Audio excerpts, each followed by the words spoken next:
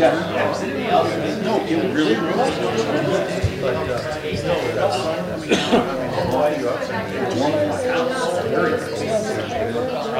start doing it in our house in Sunshine. You guys ready? Play that game. Where's Ray? He sent me a picture of his TV guy. The first one that said there's a TV show called Everybody Loves Raymond. Right underneath it, there's a show called Everybody Hates Raymond. He took a picture of it. I said, ain't that the truth?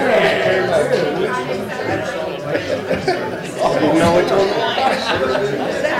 Watch Everybody Hates Raymond.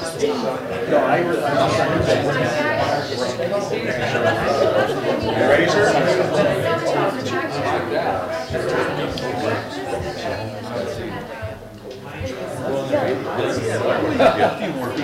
Everybody can like some kind of call.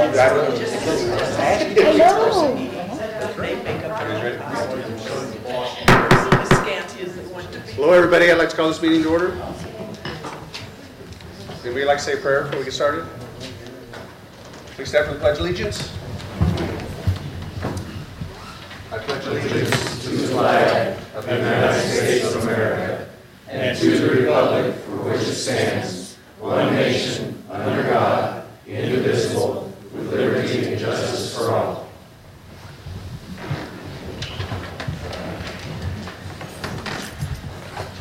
Roll call.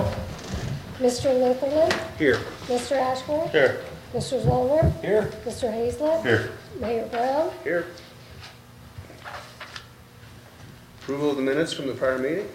I move to approve minutes from prior meeting. I second. Vote. Mr. Zoller.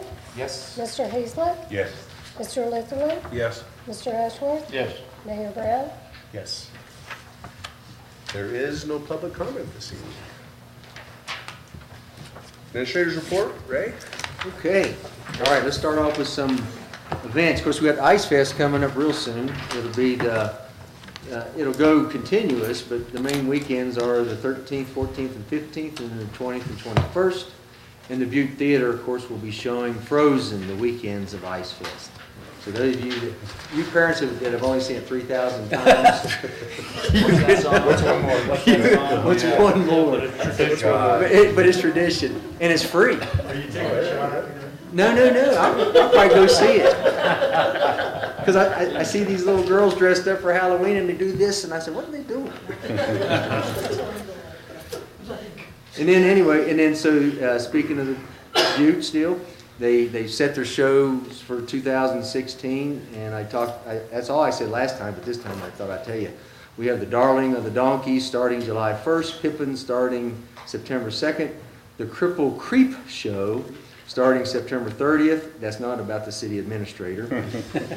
And Cripple Creek Christmas Carol starting November 25th.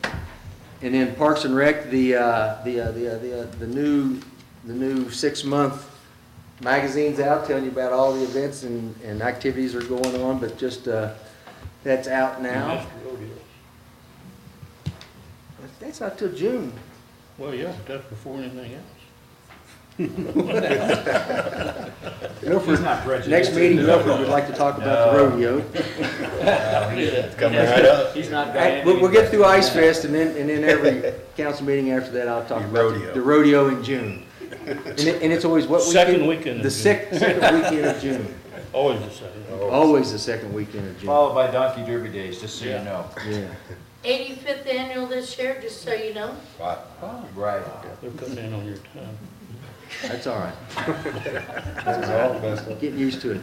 And then, so just as an example, what's going on right now and what's coming up soon with Parks and Rec, of course, adult open gym volleyball, it began last month. That's on Sundays. Adult co-ed volleyball league beginning this month.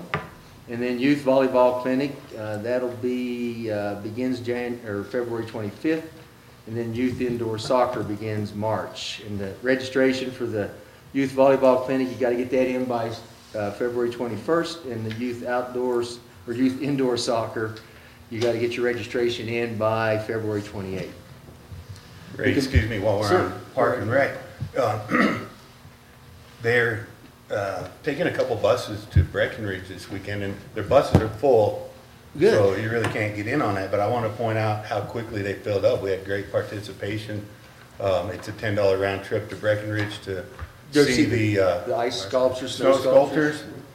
I'll get with Steve and get some of our posters and hand them out through town, piggyback on that a little bit, and get the word out in Breck that we got some winter stuff going on up here too. Yeah, because the deadline for that was January 29th. And I guess while we're talking about stuff in June, and this would be, let's just make sure it's not gonna conflict with the rodeo, otherwise I won't mention it. I'm not gonna mention it. Okay. Actually, on the June 11th, it's kind of cool this year, they're gonna have a topaz hunt. Now with a guy by the name, he's supposed to be really good. He's gonna go, they're gonna go to the Tarryall Mountains, and Dave English is his name, a legendary explorer. Legendary. Everybody know him? Right there with Marco Polo. Yeah, that's it. All right, moving right along, convenience store. The Wildwood Station, is that what it's gonna be called? Wildwood Station? No, It's Wildwood, it's a Gas gas and roll. Oh, Gas and Roll. Gas and roll by Wildwood. Oh, Gas and Roll by Wildwood. Okay, otherwise known as the C-Store. They're actually planning their ribbon cutting for February 25th, so it's just about there. I'm not going to go into this too much, but I'm going to bring it up because I did mention it at the business mixer. Was that last week we had a business mixer? Mhm. Yeah, it was. Anyway, CCMV, Jane's here. She's going to talk more about the CCMV Permit Amendment 11. But I had mentioned to the council and some of the citizens that the city was going to review the amendment and see if comments felt to be submitted to the state. They originally were due yesterday, February 2nd, but the mine is going to submit an amendment to the amendment, and there'll be another public comment period, so it'll probably be around the first week of April that comments are due. I spent a couple days reviewing it. There's a few things that I just want to get clarification on. I think there's some things that I think, Jane, that was overlooked, and I'll tell you a couple things. The CCMOD, Cripple Creek Mining Overlay District boundary is not on the maps, either the existing or proposed, and the historic recreation buffer is not on there. And looking, I know from what you presented back in October, it showed some changes that that's not, it's not even, it's casually mentioned in the permit. I think there needs to be more detail. And then and then one thing I need to know from the council, we got the Teller County Cares Award ceremony coming up next Tuesday, the 9th. I don't know if you received an invitation. It would have come from Lisa Noble via email. You want to go? Seating begins at 8:30. It's at the Heritage Center. And we need to RSVP. I told Lisa I'm going. Okay. Oh, you are? Yeah. Okay. So we got Milford. It's kind of an interesting thing. It was actually really fun last year because Gus Conley was getting an award. A reward. Award? I thought I was getting a reward. Yeah. You all know Gus. Whoever does, if you don't know Gus, you got to go meet Gus. But he got up. He said, "What's going on here?" He says, "I thought I was getting a reward, not an award." And so it was kind of funny. But anybody else at Milford? I'll go. Bruce? I can't go. Okay. I probably won't go to that. Okay. All right. Well, I'll sign this. And then next week, city council members, a couple city council members and myself, we're going to attend the annual CML legislative update, and that'll be on February 11th. And then the council, and then hopefully city attorney can join us. We'll follow up with some meetings with legislators at the state capitol. And that's all I had. Bing. I just had a question for Mel. Yes, sir. So you're having one production, the melodrama, all summer, and then you're gonna flip in the Pippin at the end? You're not doing two like you No, used it to? would be two like before. Oh, okay, Yeah, we'll rotate it. because that says September 2nd it starts, so it doesn't start September 2nd, Pippin. No, Pippin starts July 1st. Okay, so you are doing the Yeah, same thing. sorry about that if I got something. That's okay, No, Yeah, we'll be rotating those in rep like we usually. okay, I'm just curious, that didn't, And that Darling of the Donkey Derby is all based on the Donkey Derby race, so. sweet. that'll all kind of coincide with that as well. Okay, good, I just Sorry didn't, about that. I wasn't sure. Gotcha. Thank you. You know, actually, I missed one. That's what happened, Steve. I missed one. Oh. Between Pippin and the Cripple Creek, we got the Foreigner that starts September 2nd. Yeah. You're right. Okay. Pippin starts, it's the way it printed off. Okay, It was just too hard for me. I had a staple over one of them. that's okay. I just was curious. Thank you. Yeah, sorry. All righty, thank you, Ray. I'll get you an update on that. Thank you. Finance Director's report, Paul. Council, I have an agenda item. All righty. Okay, agenda item number 1. Update on Cripple Creek and Victor Gold Mine, Jane Manor.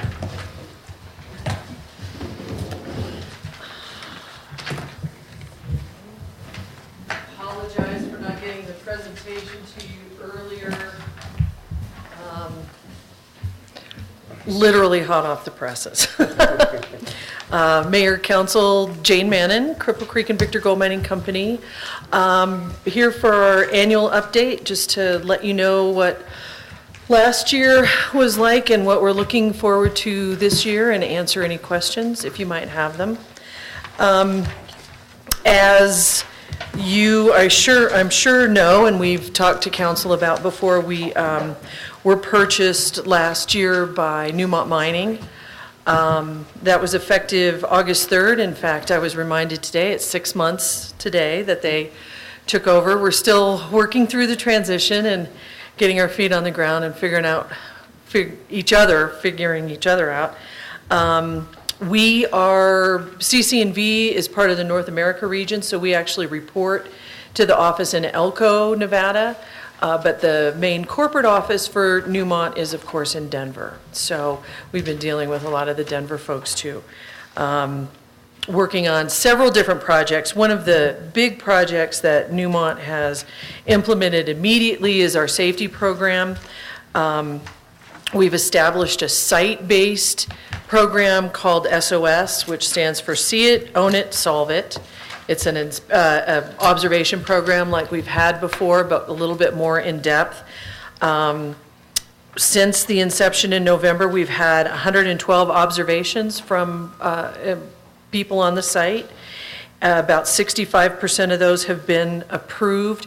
One of the big things about this program is to have a feedback mechanism so that we've hired 2 crew safety coordinators. They're regular crew members who are working for safety for a year, and their job is to liaise between the management team and the leadership and the crews, so that when a suggestion comes in, if it's approved, they can talk to them about it. If it's not, they can tell them why, but the communication is the big component, and we think that that's really going to be successful for us for our safety program.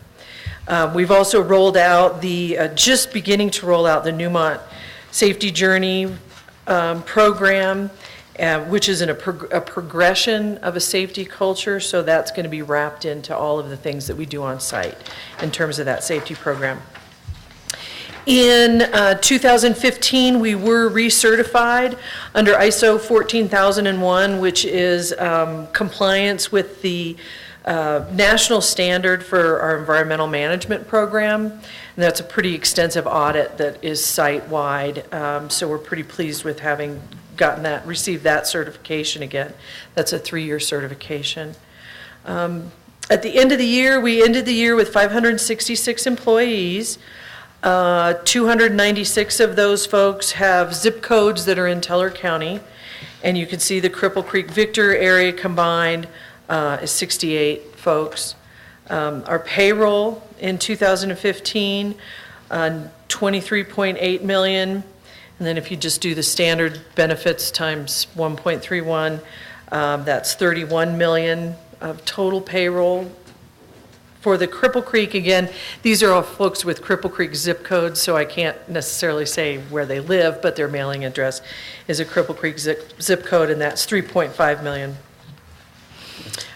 Our 2015 production, we're still working on some of the numbers, getting some of the finalized numbers, but we're a little bit over 195,000 ounces of gold and 110,000 ounces of silver. That's a little bit lower than we had hoped. We're still working on getting the mill up to speed. We have completed some of the structural repairs on the mill that were issues in terms of snow load and wind load, just in time for snow and wind. And we did get our certificate of occupancy on the mill, so that's really been a big hurdle to get those repairs made and have that done. And then in terms of material moved, 21.4 million tons of ore and 28.6 million tons of waste. So in our MLE2, or Mine Life Extension 2 progress, you can see the work for VLF2 right off of Highway 67 in between Cripple Creek and Victor. The work on the leach pad has been suspended just due to weather, but we've laid about 5.4 million square feet of liner, and the total that for that VLF2 will be 8.5 million square feet. We are placing ore, and I have seen the trucks, when I drove by tonight, the trucks are out there placing ore on the liner, and we'll start solution application on that in later this month. It says in February. Clearly, I wrote that earlier, but that will start later this month. And then the ADR2, we will have phase 2 mechanical completion of that in March. So we will be able to, we're starting to apply the solution. We'll have the second ADR complete and start to put solution through there for gold recovery. We expect the first recovery out of the ADR2 to be in April. In terms of American Eagles, we are still working through that process. The decision has been made that the site does need to be closed. Right now, of course, the road's closed because of weather and snow and wind. And we anticipate that that site will be permanently closed once we start work in the South Crescent, which was originally programmed for March and now has been put off. So I'm thinking probably April timeframe that will be closed. So we're reviewing alternate sites. We have an engineer working on a plan. They're looking at 2 different sites up by the Independence head frame, the Ajax, which is up above Victor, Little Grouse Mountain, which is across from the ADR, kind of up above the substation, and then what we call the Regi, it's where our weather station is. It's up above Gold State's mill, the Watson's mill that's up there. And then specific review criteria that we're looking at in terms of evaluating the sites. Of course, the main one is safe public access to a site, and then various other considerations, land ownership, whether there's mountain views, that kind of thing. So we're still working through that process. I do expect to have some public meetings regarding that, but haven't wrapped our arms around the results of the review that we're working on just yet. So our mine plan, which of course always comes with terms like estimated and dynamic and subject to change, but the East Crescent WEX area, what we call the WEX, is the north area that you can see from the New County Road up on the north end. Current activity there, and we expect that to continue through 2017. The main Crescent, the main part of the mine, current activity there and continue through 2018. The North Crescent, Globe Hill, Schist Island, which is the area that's in the Cripple Creek Viewshed, right across from the Heritage Center. We anticipate mining activity starting there this fall, which means that we will start tree cutting and topsoil removal in there probably sometime this summer. Ray and I have talked briefly about this, and then I kind of let it go by the wayside, but we're looking for a site if there's some place that we can stage wood for people to come and cut wood. The places that we've used over on the Victor side right now are just end up being so expensive for us to haul over there to the other side. So we're still trying to make decisions on that stuff and work through that, but hopefully we'll be able to make at least some wood available for people to come and cut. We just need to find a location for that, what makes sense. And we're working on that. And then the South Crescent area, or we're not really working on it, we're thinking about it. Wouldn't hurt our feelings if this one got delayed a little bit. We get one more shot of those aspens. Sure, understood, yeah, understood. And I'll definitely keep you guys posted on this. Again, a lot of this has been delayed just based on our mine position and that kind of thing. So this was where I'm taking these timeframes from was labeled first pass. So I'll definitely keep you posted. And the same thing with mining in the South Crescent area, which is just right up over the hill from Victor. That was originally programmed for March. Now I'm saying spring. So we'll see how that happens. One of the things that we've been talking about, and I think you all are aware of this, is that we are making a transition to liquid cyanide deliveries. Right now, we get our cyanide delivered in a briquette form. It is a business decision based on pricing and transfer of solution and all of those kinds of things. We anticipate that this will take place, that this will start in June or July. They're still working on getting approvals they're going to railroad the solution from Nevada. They're working on a rail siding in Blanca, Colorado, and then it'll be trucked up here. Basically, I don't think, but most people won't notice any difference. It is 3 times as many trucks. So we will end up with probably about 6 or 7 trucks through town every day. Through town. Coming down to the ADR2 is where those deliveries will be made. There's probably 1 or 2 that will be going up to the mill, and those will come in from the top. Just to head off any safety concerns, can you touch on that quickly? I have I'm on the mountaintops of this right now, but of course the trucks are specifically designed to prevent spills. And they have a dispatch system so that they know where their drivers are, and if there are any issues, they're able to respond to those. We're also working with, we have a training scheduled that involves some of the emergency responders here in Cripple Creek, as well as the Sheriff's Office and Victor, and just a purely cyanide training on how to respond and that kind of thing.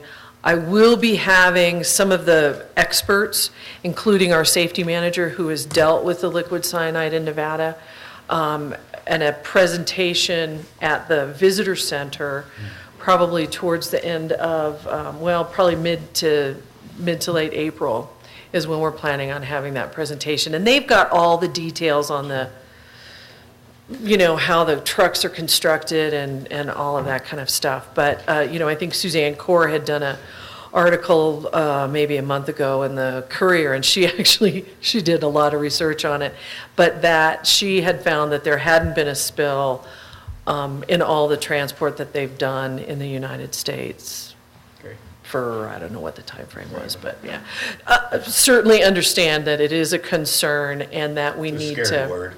It is, it really is. And, we've really kind of dwelled on the briquette form, and we just need to make sure that everybody knows and understands what it is that's coming to site. And so we will definitely do that. And I wouldn't expect you to know this answer, but this was going to be one of the comments, and you answered the one, but I'll still have it for the amendment. But I was curious about the increased number of trucks, because now you're hauling water instead of just product. With that, but I'm curious about the weight of the trucks, because now we're going to triple the number of trucks, and I don't know if they're going to be any heavier, because water's pretty heavy, more so than a dry briquette. So I'm just concerned what that's going to do to our roads. Sure. They're going to come down the hill, and they're going to be braking, so that will have effect on the asphalts. And then, will they be doing Myers? Is that the way they'll go, Myers? Well, and that's something that we need to work with you all and with Chief Rulo on, is the preferred route. Right now, what they're committing to as much as they can to make those deliveries Monday through Friday. I want to say it's like 2 a.m. to 4 a.m. So there's less impact in terms of traffic in town, but then there's also less road maintenance. So we need to work on what makes sense for you all as well. And I don't know the weight. It's whatever's approved on Highway 67, but whether that's heavier than what's coming there now, I don't know. But I can certainly find that out. So I'm just curious, I'm just concerned what it's gonna do to the road. Sure, no, but, yeah, understood. Okay. Okay. So Amendment 11, as Ray mentioned, was submitted to the state of Colorado in December. We've gone through the preliminary review. There are some things that we need to make changes, most of them related to mapping and some questions about ownership of property. So we're going to amend the amendment and resubmit that and renotice on that. Once we have any sort of meetings or hearings set up, we'll certainly let people know. And that is one thing, while Ray is working on comments, and glad that those are going to be submitted to the state, there still is an opportunity to comment through the permit process, as well as through the county process. We have not submitted the county side of that application yet. There will be a twofold county process that includes a rezoning as well as a map amendment or a mine plan amendment.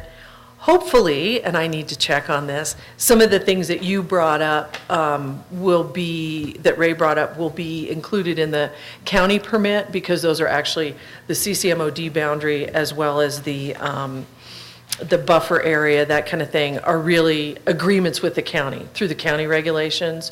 So that may be why you don't see them on the state maps, is because the state isn't really concerned with that kind of thing. But definitely great comments to get. Yeah, it does, so the decision on Amendment 11 is actually voted on by the county commissioners? Ultimately, on the county side, yes. So it's a twofold process. It'll go through the planning commission and then the county commissioners, and then we have to get the state approval from the Mine Land Reclamation Board. Sometimes the state, if there's no objectors, they don't necessarily have Right. a public meeting. So our most immediate local supervisory board would be our county commission? Exactly. Exactly. And again, I'll make sure that, everybody is aware of those dates. And we'll have some public meetings too, that hopefully we can answer some of those questions ahead of time as well. So Dan Williams, the county planner in the county planning department, I've spoken with him, and so he does for the commissioners like I do for you. He'll review the permit and then advise the commissioners. Okay. Mm-hmm. And he's good. He's very thorough. So the components of the application, of course, we've talked about this, is the adding underground mining methods. I do need to, again, put the caveat on there that no decisions have really been made about underground operations. We are working through the Newmont approval process, and, market conditions, gold price right now, all of those kind of things are going to be figured into this, but it's a stepped process, so that we'll be working through that. But we're including that in the permit so that, should there be an opportunity to do any of that development, that we will have our approvals to do that. One of the components of that, the Chicago portal, which if you're not familiar is right here in Poverty Gulch. One of the components is to establish haul routes from the Chicago portal directly to the Crescent operation, so that we're not bringing anything through the city in terms of that operation. We will change the mine permit boundary to include Poverty Gulch. The East Crescent overburden storage area, which is where the WEX is to the east of that. Actually, we increase the height of that. We will be postponing our backfill schedule for both the WEX pit and the main Crescent to extend the mine life there. That we think that there's still opportunity for surface mining. And then that also modifies the backfill plan for those. And then whatever associated changes we have to make to the reclamation plan. And at some other time, I can get into much greater detail on some of this stuff. The map that you see, the blue line shows the existing permit boundary. The red line shows the proposed permit boundary. And then you can see all of the mining claims in there. We had to identify exactly what we're proposing to rezone. So that's all that information that you see in there. But it kind of kicks out to the curve in the highway where the Heritage Center is. Does not include the Molly Kathleen, but then all of that area of Poverty Gulch. Jane? Let's go back to the modified elevation of East Crescent overburden storage area. Is that up on Gold Hill where the overburden storage area is? What's on the east side? Gold Hill, I'm not sure that, Grassy. Where's Gold Hill? Grassy. Gold Hill's the hill's right behind. It's the east end of Grassy, isn't it? yeah, Oh. yeah, it's up over, It's the one you see when you're Cameron, going to yeah. Victor. All right. And right Yeah. there, Grassy. yeah. My question is, are you going to be moving overburden up on Gold Hill where you have it right now? Gold Hill and Globe Hill?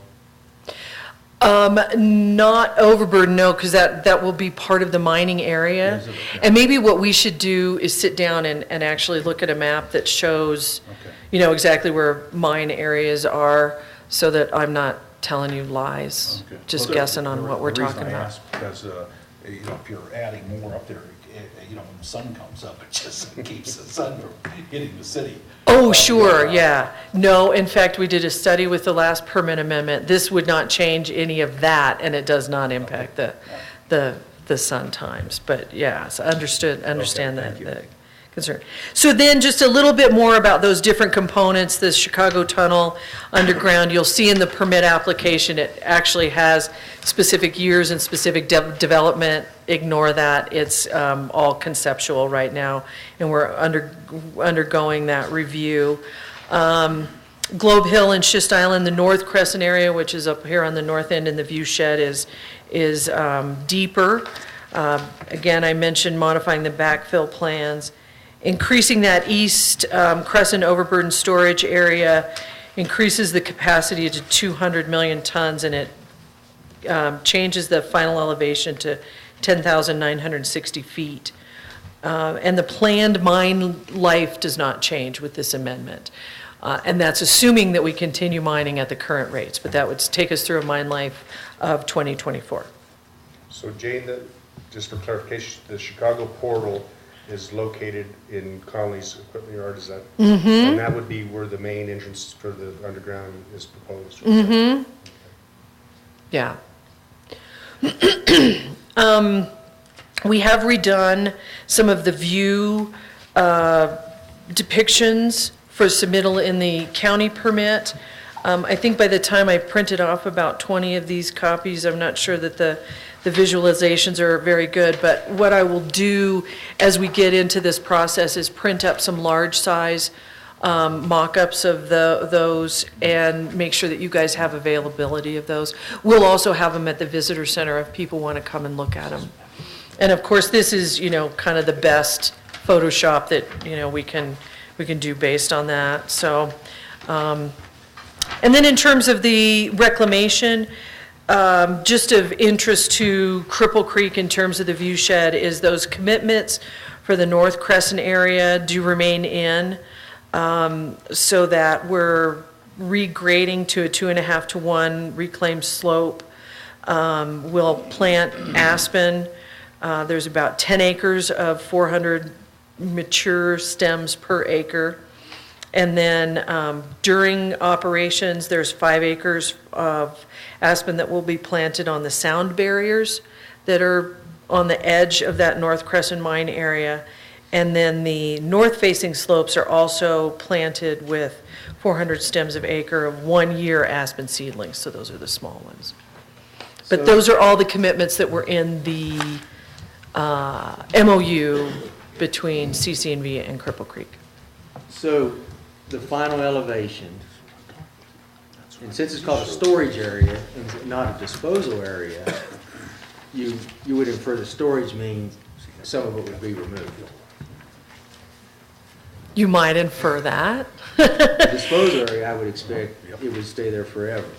So a storage area has us confused, and so the final elevation, what is the current permitted final elevation for Amendment 10? If I recall, I think this takes it up about, I think it was at 10.5. Because they were talking about lifts. In terms of storage, I believe that's a term that the state uses because we get hung up on stockpiles versus storage versus, what will happen with this for final reclamation is the slopes will be pushed down to our angles for reclamation, but that material is not right now programmed to be removed. And I know I need to talk to your environmental people, but with this being probably one of the most prominent peaks in the area, I don't know what the next, so what's the next highest one? I mean like a natural one that's, would be at 11,000 feet, I wonder where that is. Yeah. I mean, I think that this ends up being higher than American Eagles. Yeah, this is higher than American Eagles. And so it'd be interesting, I would hope that you would have a really nice reclamation plan, rather than just something sticking up there. I was going to say, I believe it's pretty much our standard reclamation plan, but that's certainly something for discussion when we get into that. And I think that we'll probably want to go forward and relook at that MOU as well, and that may be part of that. Because 8 years isn't very far out now. 2024, when we're talking about finishing basically surface mining. And underground may go for a while, but things will look totally different at CCNB at that point. And so we want to make sure that, this whole sustainability thing that mining companies talk about and social license, that we do something that doesn't look like an eyesore out there. It'll be interesting to see what they have in mind when they do come over the hill, the noise, because, you can hear it now, and see what happens. Yeah, you can. And there are some specifics with the county application, there is a noise study included in that, and there's some specifics about monitoring points and that kind of thing. So when we get to that county application, I'll make sure that you have that stuff to review as well. Let me see, what else did I have? I'm trying to get through this. Reclamation. So we still will be planning, continuing our tours through the Lowell Thomas Museum. Definitely reservations, that's Memorial Day through Labor Day, 2 tours a day every day but Thursday. We have been sending out our e-newsletter, and again, a lot of this permitting process will be included in that e-newsletter and some of those updates. So if you're not on the list, definitely let me know or email Brad and send your address to him, and he'll get you on that list so you can get that information. We've also got a pretty active Facebook page where we've got a lot of information posted. And then our Cripple Creek Visitor Center has current information. Right now, we are updating our website to go through newmont.com. So while it has some information and some presentation information, it may not have the updated information on Amendment 11 as we're making the transition. So just stick with us on that one. And if anybody has any questions or comments, definitely let us know. I will do my best to get answers as much as I can. And the Amendment 11 is kind of, stay tuned at this point for more information. Thank you for your time. Real quick question, Jane. In terms of your production for the year, basically 200,000 to 100,000 versus gold and silver. Is that normal? I thought it was a lot less silver came out of it. It usually is a lot less silver, and it's in part the mill and the milling process and where we're mining. It's usually about 2 to 1. So yeah, it's just that I'm just curious. It looked like a big number compared to what I've seen over the years. Yeah, okay. yeah. And I'm sure a metallurgist could explain to you exactly why that is. But yeah, it's just kind of in that process of getting that mill going. Okay, thank you. And we have stopped stacking on VLF1, so we're not having the same level of gold recovery on there as well in anticipation of 2. So that's part of it. Thank you. But it looked like the good thing is, it looks like per ton of ore, you moved a lot less waste than you've been doing in the past. Yeah, they were hitting it pretty good. Thank you. Thank you. Thanks, Shane, appreciate it. Thank you. Okay, agenda item number 2, request for approval of $40,000 in funding for the District Museum for 2016. Paul. Good evening, council. This is the annual funding request for the museum. It's $40,000, as the mayor mentioned. Same as last year, it is budgeted. They did turn in the required documents, their income statement and balance sheet for 12/31/15, their 12/31 bank statement, and their 2016 budget. They do demonstrate the financial need, and I would recommend this for your approval. Let's give them a check. We cut it already. It'll be ready tomorrow. Is there any public I comment? just have one question. Years ago, did the museum not have a foundation? We do not. Yeah, but years ago, did you not have one? A foundation group? Back in the 1950s or anything? Foundation that's friends with the museum. No. Okay, No, we don't. I was just curious. But you're starting one now. You're starting a foundation. That is correct. Yeah. And I've been researching it, I found out how to do it, I have an Mhm. idea what it's gonna cost. And we even have contacts now of some people that do invest in foundations for museums. So we've done some legwork, Good, but I don't have it set up yet. great, good. Good news, though. We want to do that. Yep. Is there any public comment? Well, I'll make a motion that we approve the museum request for the $40,000 in funding for 2016. I'll second the motion. Vote? Mr. Zoller? Yes. Mr. Ashworth? Yes. Mr. Litherland? Yes. Mr. Hazler? Yes. Mayor Brown?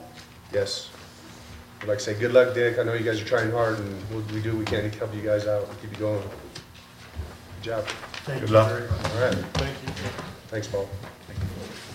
Okay, agenda item number 3, request for approval to submit the city of Cripple Creek's construction application for improvements to the water treatment system to the Colorado Department of Health and Environment. Mickey? Mayor, council, yes, as stated in the summary, I bring to you the application to submit for our project to the state. For the mayor's signature, your approval and the mayor's signature. And I know I read all 700 pages myself. And I basically just like to jump ahead and say, Mr. Attorney, have you reviewed all these documents and they appropriate considering our previous conversations? I have quickly reviewed them actually this evening, and I've written as to form and legality. Because I know I read them all, I don't understand anything. Yeah, ultimately, there will be a construction project, set of construction documents, and Mickey and Ray and I are all working on those together. It looks like a real good plan to me. Yeah. I went over pretty good. Did you? And Well, you understand these things, I don't. Anyway, We need to get this that's thing all I need to rolling. know is get it going, and as long as it complies with leads and, the rest of you guys that know more than I do about it, it's fine with me. Any public comment? So the proper motion?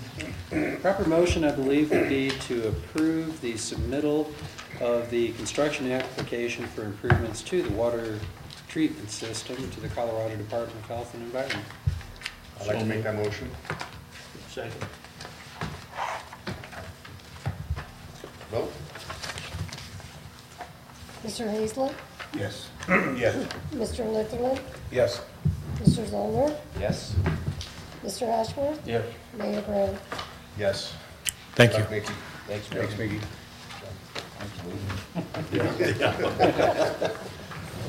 Okay, agenda item number 4, request approval of 2016 additional events. Steve Kitzman.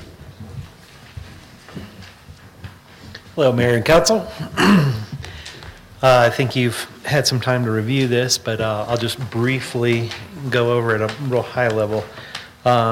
Looking to add 3 new events on the event calendar this year, retaining all previous events as they've been going on.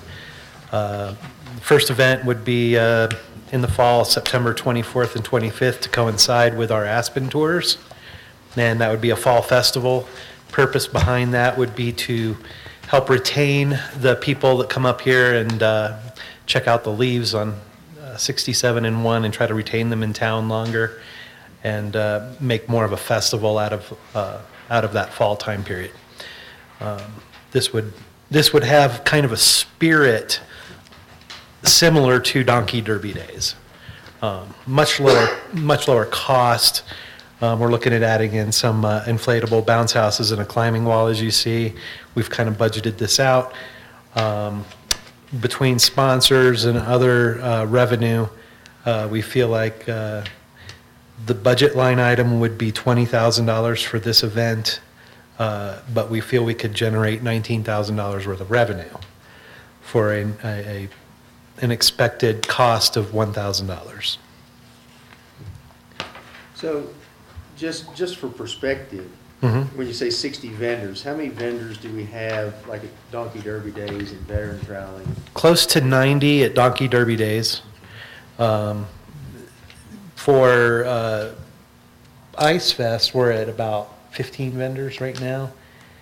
15 vendors that are not food vendors. I think if we add in the food vendors or more, and that's with the Ice Fest committee. That's not technically a city event, and vendors weren't actively pursued. That's just people calling up, going, "Hey, we heard about your event? Can we be a vendor?"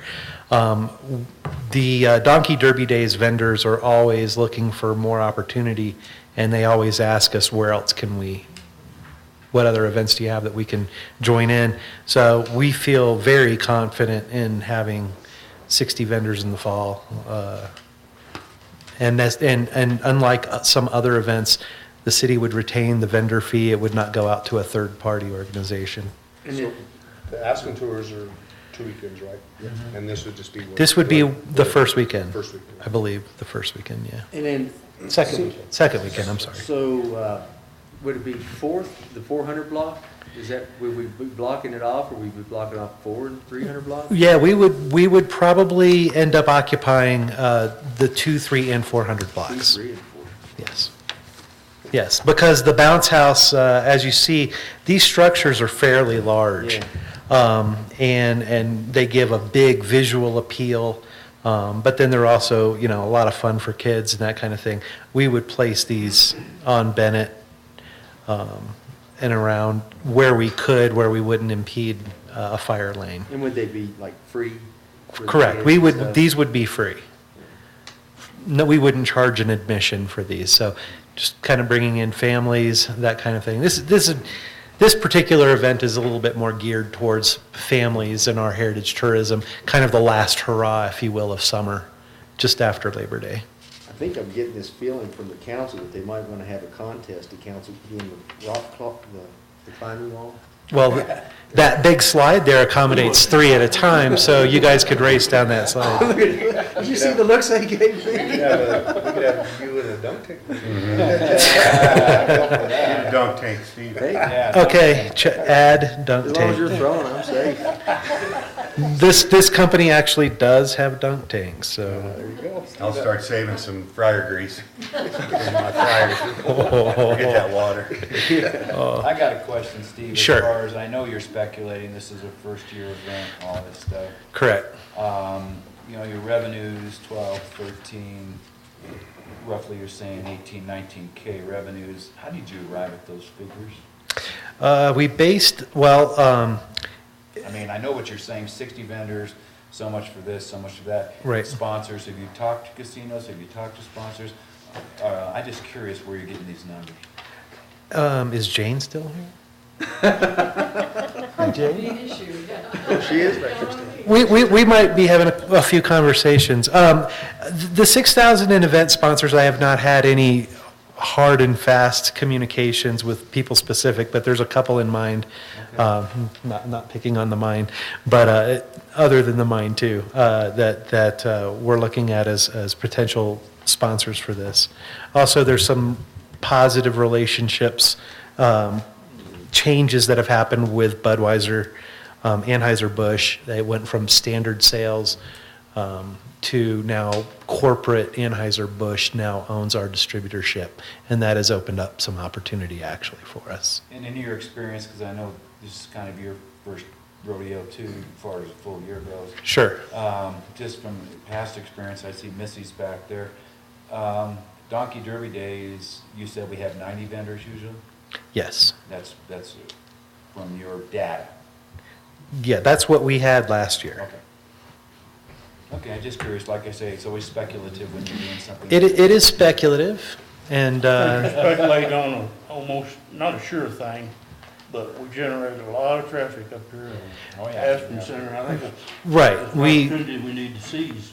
Yeah, the Aspen tours are full. I mean, The question I have, Steve, Yeah. September 24th, 25th, I'm sure Missy and Jack will back me up, and Clint. Steve. One year we'll have great weather, the next year it's just miserable. What is Yes. our backup on this if the miserable weather sets in? yes. Yes. Yes. Same as we go through. Yeah. That is, yes, there is a backup. There is. Yes. And what is the? That's backup? Let me good follow weather. that next year. Good weather. Okay. Yeah, we don't have any kind of an indoor facility that could ever accommodate anything beyond a Christmas party at the Double Eagle. But, we would, if weather becomes an issue, then it would just be something that we would have to It's like anything look else at. we do up there. Yeah, I mean, Ice Fest, You plan for it, you go for it and hope. Hope for the best. Yeah. Now, since we have some 2 Mile Hike Club representatives here, and I don't know how Yeah. much you all raise, but you usually have food service right there at the museum, and that helps raise money for the 2 Mile Hike Club. If we're talking 60 vendors, I imagine some of those would be food. There might be a few, but anything we do along this line, of course, would be in partnership with the Aspen Tours and as well as the District Museum. The Aspen tours are through the 2 Mile Hike Club, right? Right. Yes, they're too Right. much. Right.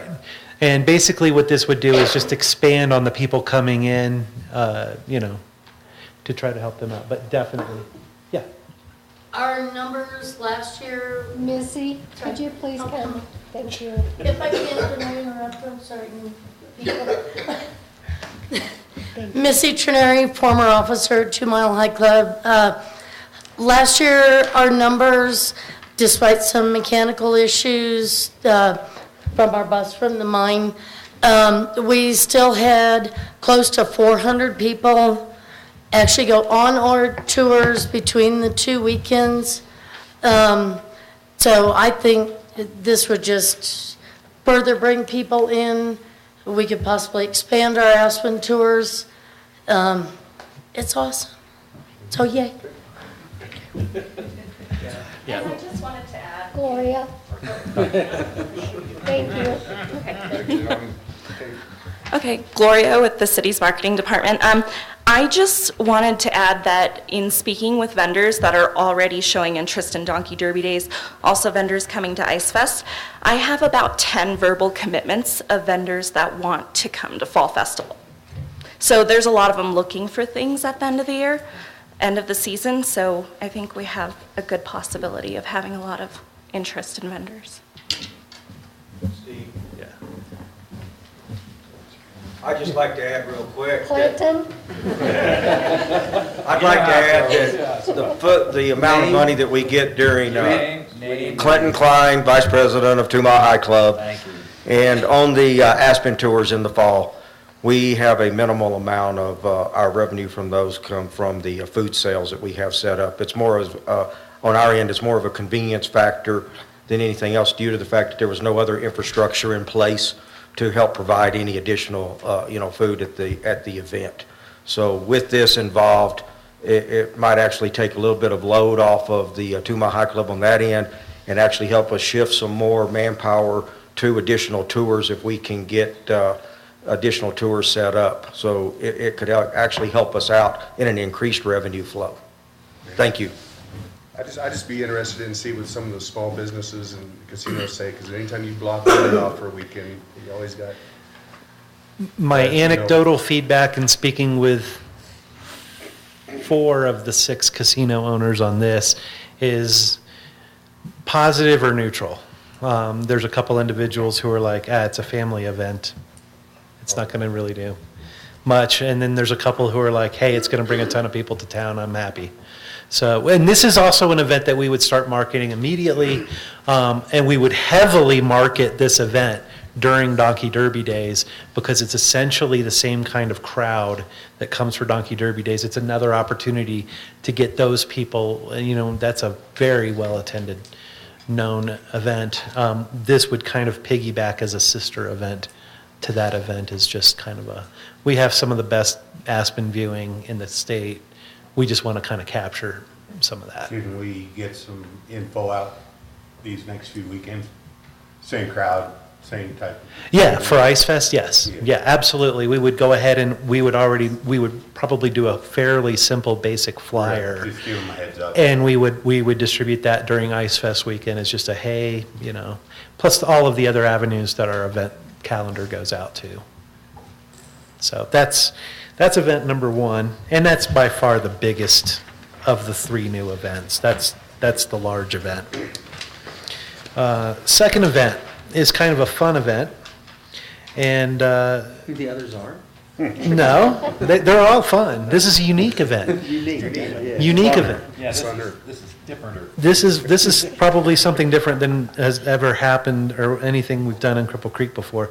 A citywide scavenger hunt geared towards those over 21,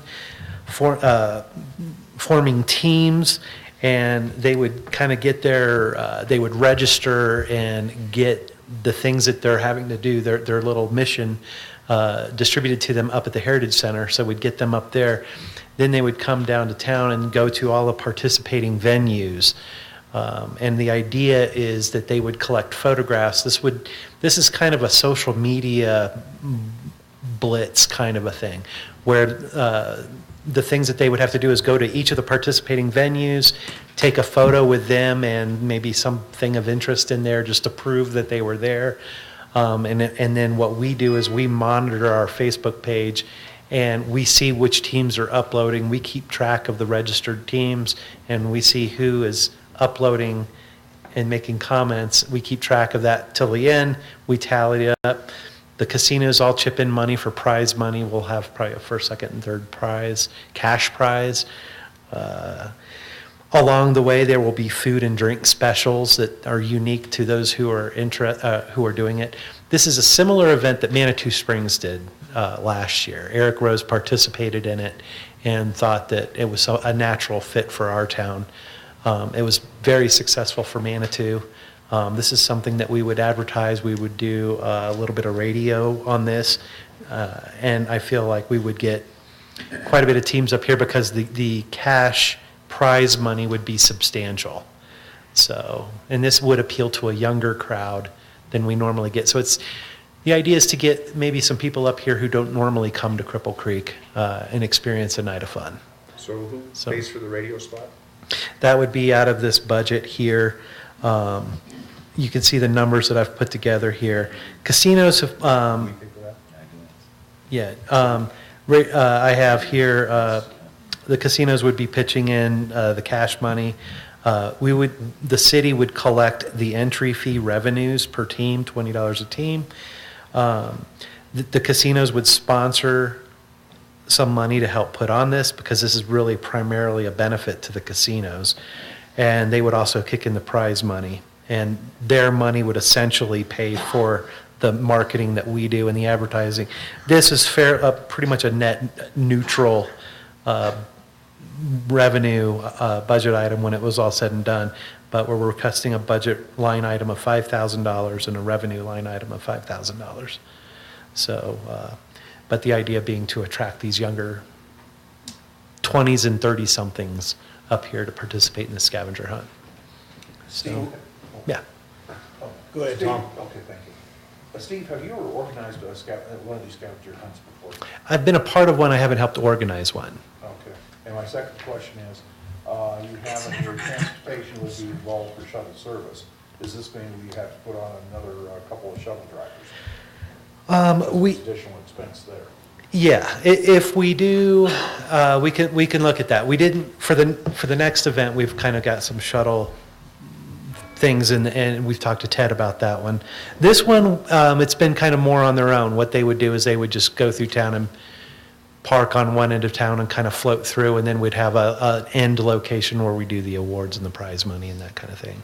At one of the Is it the first casinos. one to get to the finish line that does all the stuff wins? Is that how it goes? Yes. And you're hopefully doing it early enough in time, space, that they can hang around and spend some more money, right? Absolutely, absolutely. We would get going probably late afternoon, more like a 3, 4 p.m. type thing. It would be comprehensive enough to where it would take them at least a couple hours to get out to all the places. And then it would make them go to any venues that want to participate. Okay. So, even, Rouse or Imperial, anywhere that might be a natural fit in the casinos. Yeah, the one thing kind of going on, what you all were saying here, the hours of this thing, is if they start at the Heritage Center, they got to end at the Heritage Center. And we wouldn't be on the winter schedule yet in October, but when Yeah. did the casino shuttle run all Yeah. night? Yeah. Yeah, but not to. Some of them. They don't go up there. No, they don't. They don't go up there. They don't typically go up there, but that we could, I don't think they would have a problem with running them up there, but. So that's probably a detail that needs to get worked out. So the Heritage Center might be the place, or maybe when Right. they come into town, maybe there's something around the museum where they could Yeah. help, get them over to stop at the museum or something. Sure. Before they start anything, and they could register there instead. That would be another, That way their car's in town. and that's a good parking lot. There's a lot of Well, maybe it's a parking. good idea if they've been scavenging all over, I don't even know what they're doing, but, maybe we don't want them driving them. Yeah. That's Okay, on- this that's thing, on the next one. this thing kind of hinges on social media. Yeah. And I'm not an expert on uploads and downloads, but it's no secret that we have our issues with bandwidth up here. Is that going to be any kind of problem? It'd be pretty embarrassing. It would be, but with the quantity of people that we think would be participating, I don't think it would be a big impact on either direction. Great. Upload, download. But that's a great point, because we have problems during a veterans rally. Right. We're not looking at those kind of numbers of people. I mean, it would be great, but Yeah. there simply won't be that many people. Well, I mean that number of people, but I'm not sure who's using the bandwidth, during the veterans rally and stuff. Oh. Because it went a lot of down, people. phones. Yeah. You couldn't make calls hardly. Right. That's a concern. This wouldn't have that kind of an impact. So I think, we're conservatively optimistic on getting, 100 teams at six. You're looking at 600 people total, and each team would only have to do it. So even if we have 100 teams, not every person in that team will be doing it. It'll just be one team member. So. What are the dates on this? I didn't hear you say. Oh, yeah, it's October 22nd. Oh, another component of this, too, is it's right before Halloween, and we would encourage the teams to have a costume or a dress. So each team would have kind of their whatever crazy costume they want to do. So it's a Halloween geared event, and it's a time of year where we're really not doing anything else. So, and this would be a predominantly indoor thing. Weather shouldn't affect us too much. And then the only other question that I would have, since we have some of the non-casino business owners here, it's the casinos are putting up some money and stuff, and then we're getting them into the casino. But do any of the other small businesses have any interest in having these people come into their place? Sure. And this we would put it out there for everyone. This is inclusive of anybody in the city, any business that wants to participate. That we could craft it around them as well. So, in the museums, we can incorporate our museums in as well. So. Just make sure when they go to those places, it's early. Yeah. I mean, not early like 6 a.m., but early in the competition. Yes. Yeah. Definitely, if they have an early close time, we would want to accommodate that. Yeah, Jack? Steve, one time. Jack, please come to the microphone. Jack Mayberry, 2 Mile High Club. You talk about starting something up there. We've done this at the 2 Mile High Club a few years ago. We started some events up here for a couple years. It's starting events up there, we found that it's too far away from drawing people to town. It didn't, I think we've done that, what, for two years we done it up there? Three. We had to bring it, we started our Aspen tours up there. We found it was very unsuccessful being so far away from town. Yeah, duly noted, and, starting at the Heritage Center was just an idea, and nothing is put in stone at this And point. plus, if you started maybe at the museum, you wouldn't have to worry about shuttles and Yeah, I actually like the idea of starting in that area. start there and go down and come back or something. Yeah, that makes more logistical sense. At that time of the year. Oh, yeah. True. Yeah. I think I would consider that as an option. Yeah, I actually am on board with that. I think that's a good idea, actually. Now, how about the one whiskey? All right, now the fun one, the Cripple Creek Craft Distillery Poker Rush. This is kind of a hybrid, it's a distillery tour married with kind of a poker run, in that we would have participating venues. We would pair up a local regional distillery with a casino or a casino restaurant or a restaurant in town, and we would start this off where the people would pay their admission fee and they would get a T-shirt. The T-shirt would be screen printed front and predominantly on the back with all of the participating venues and distilleries. So it's a good marketing thing there. There would be a square or an area on the T-shirt print design that would accommodate a stamp. And so what they would do is they would go to each location on the distillery tour and sample and get their thing. And the shirt is the admission ticket, if you will. They get the stamp on the back that says that they got their drink there. And that completes that part of the tour. So with that, we would be printing up some T-shirts and some stamps. For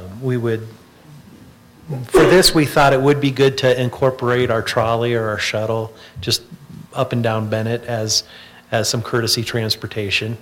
So I know there's a cost with that. I'm not clear what that exact cost would be, but we can work that out into the equation here.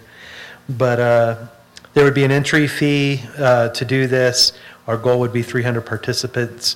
What we would like to do is all of the casinos would pair up a small dish, like an appetizer type food pairing with whatever distillery offering was in that venue. So whether it be a casino, the Imperial, or Chris, if you want to do something at Rouse, whatever, whoever wanted to participate in this, the number of locations would predominantly be based on how many distilleries we can get to participate in this.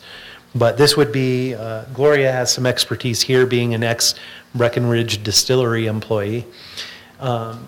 But in discussing this one through, this would be an event for the distillery where they would not have to pay to be here, and that's something that they generally have to do. So this is attractive to them to be a part of something like this that gives them exposure. They can potentially, we've got to work out some liquor licensing, make sure we're in compliance with that.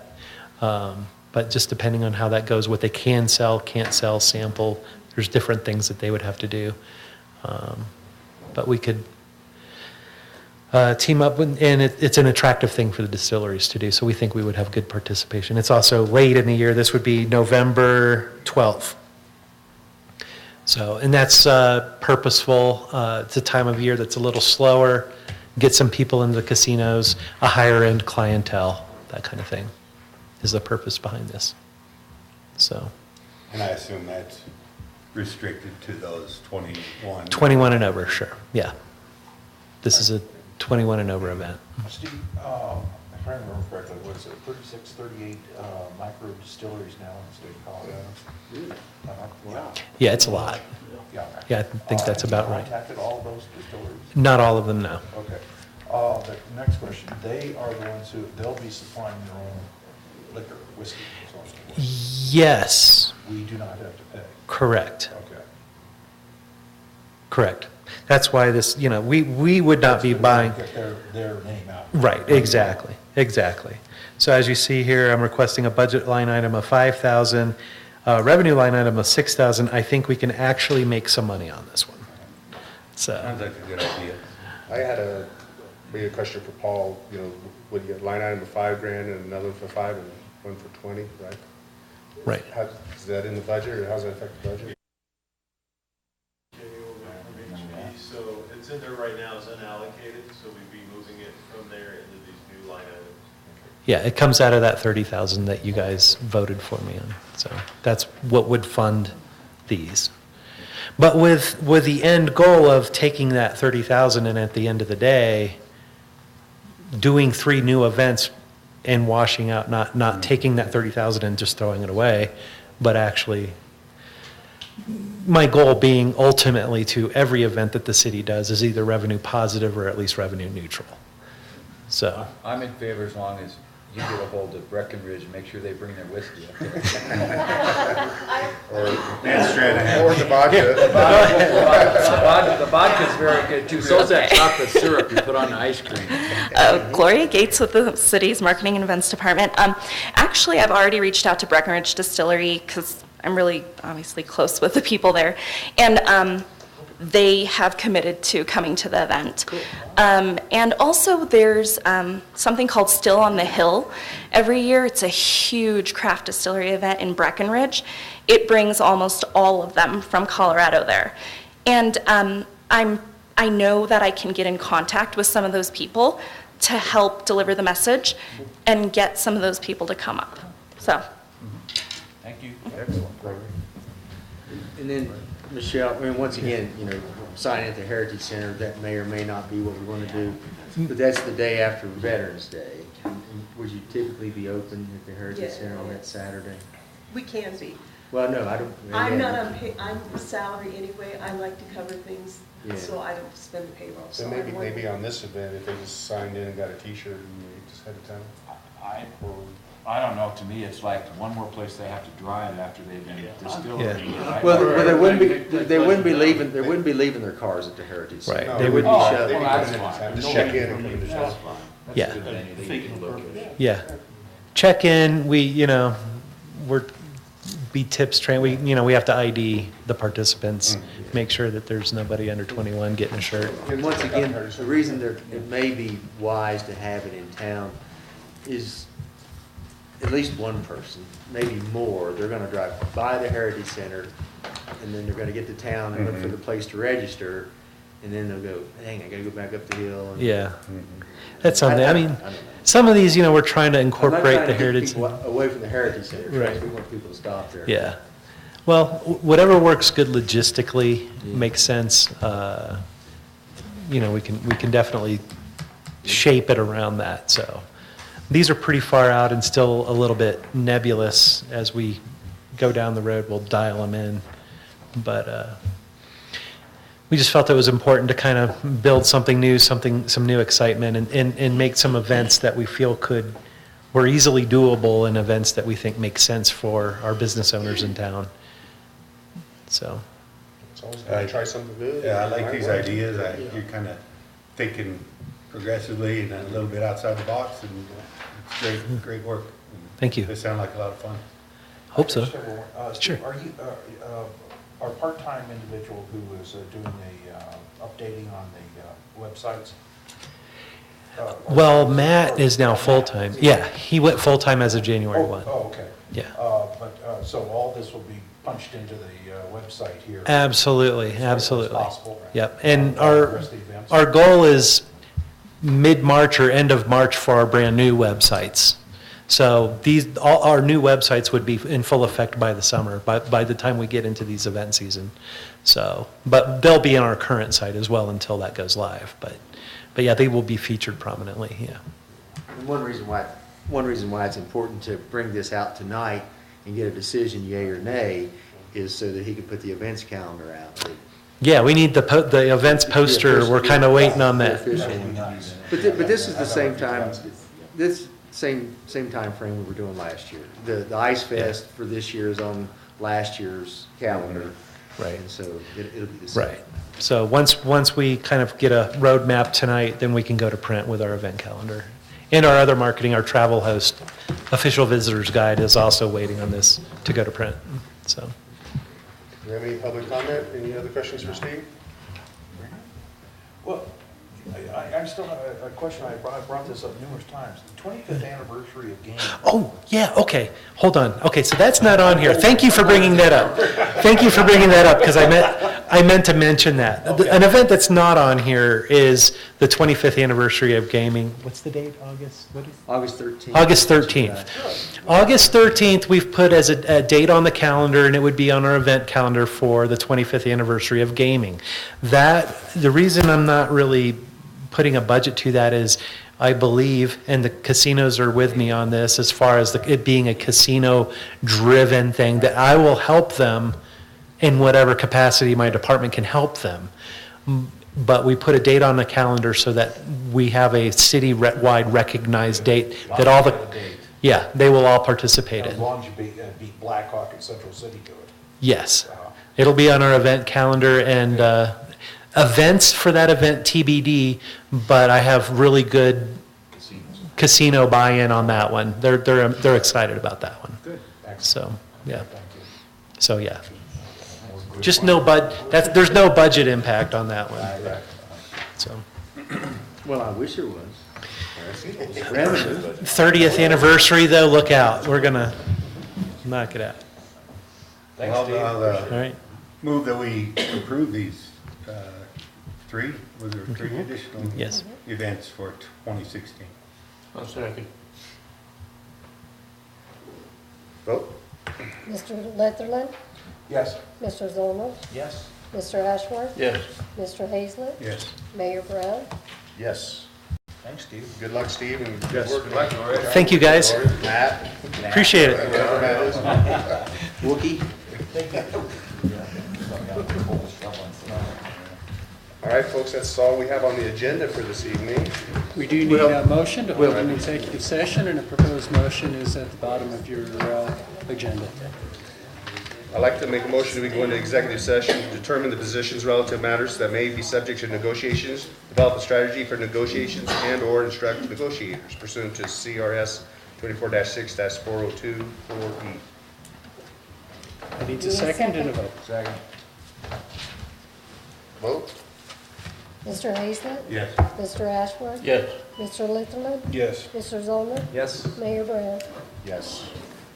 All right, guys, thank you very much for coming out. Thank you. Stay warm tonight.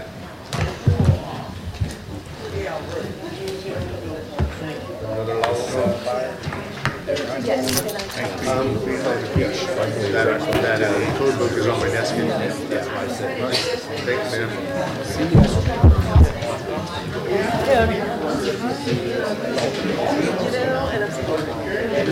So, but I almost, I was thinking, and I was like, oh shit. But what I was thinking, on the distillery tour, started, so we all decided to drive, decide to drive.